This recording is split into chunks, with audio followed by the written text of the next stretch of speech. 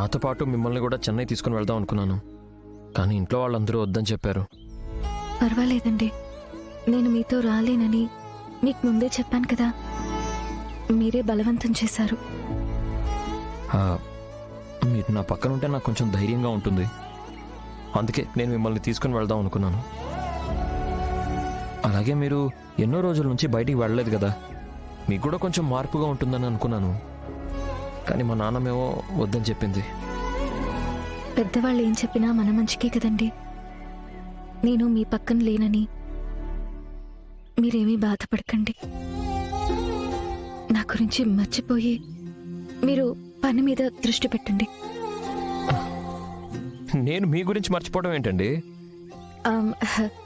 నా గురించి మర్చిపోవడం అంటే అలా కాదండి. నేను పక్కన లేనని మీరు దిగులు పడకండి. సెమినార్లో ధైర్యంగా పార్టిసిపేట్ చేయమని చెప్తున్నాను.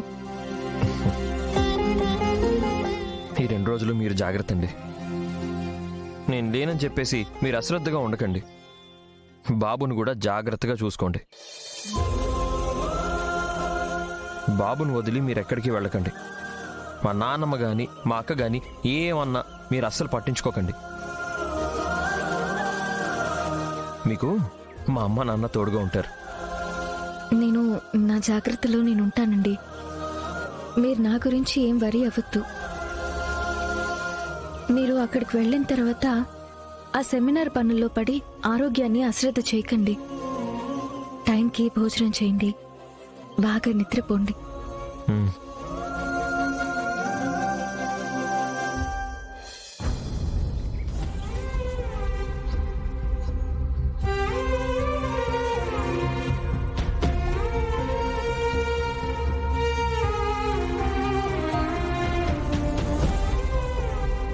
మీరు తిరిగి వచ్చేసరికి నేను ఇంట్లో ఉండను. మళ్ళీ మనం కలుస్తామో లేదో కూడా తెలీదు. బహుశా మనం కలిసి ఉన్న చివరి క్షణాలు ఇవే కావచ్చు. ఏంటోనండి, మనసంతా ఏదో వెలితిగా బాధగా ఉందండి. మిమ్మల్ని విడిచి నేను ఎప్పుడూ ఉండలేదు. ఇక నుంచి మీరు ఈ దూరాన్ని అలవాటు చేసుకోవాలండి.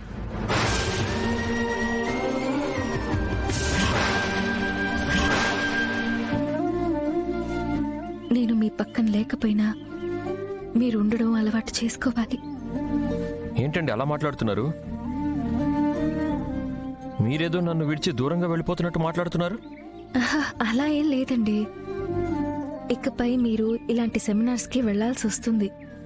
ఎందుకంటే మీకు ప్రమోషన్ వచ్చింది కదా. చంటి బిడ్డను వేసుకుని నేను మీతో రాలేను. మీరొక్కరే వెళ్లాల్సి వస్తుంది.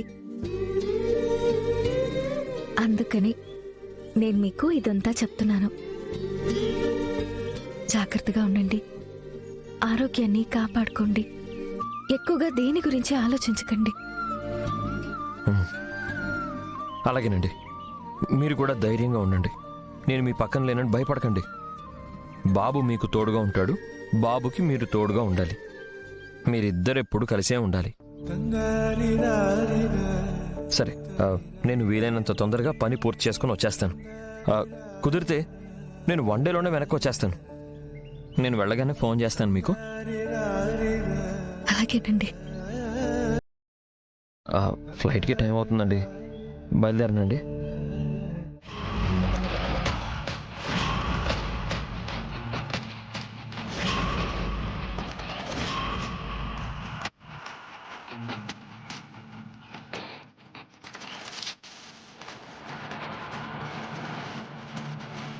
ఎవరు మీరు?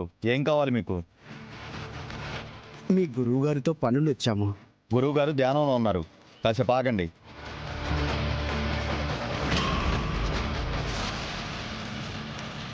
అన్నా, అతనే పాతాళ మంత్రికుడు. ఆయనకు రాని విద్య లేదు. ఆయన కనికట్టు చేస్తాడు, వశీకరణ చేస్తాడు, మనుషులను ఉన్నట్టుండి మాయం చేస్తాడు, దెయ్యాలని భూతాలని వదిలిస్తాడు. పెద్ద పేరున్న మాంత్రికుడన్నా.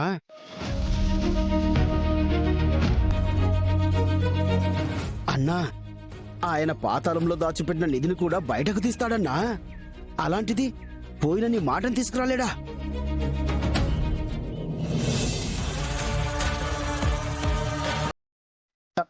నమస్కారం గురువుగారు. అన్నా నమస్కారం పెట్టన్నా. ఏమిటి ఇలా వచ్చారు? ఏం కావాలి?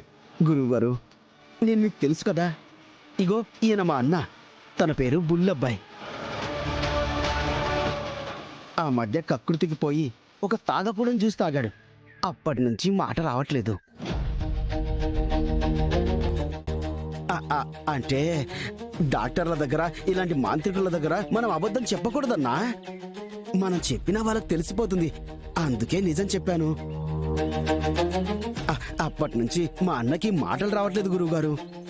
మా అన్నేమో ఒక అమ్మాయి మీద మనసు పడ్డాడు. ఆ అమ్మాయి దక్కాలంటే మా అన్నకి మాట రావాలి. అప్పటికీ నేను చదువు చెప్పడానికి ట్రై చేశాను, కానీ మా అన్నకి చదువు రావడం లేదు.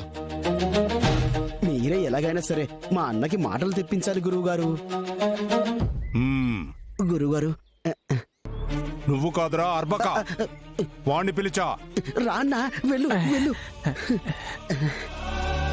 ఒక్కసారి నీ నాలుక చూపించు. నీ నాలుక బాగా మందం ఎక్కిందిరా, అందుకే నీకు నోరు పోయింది.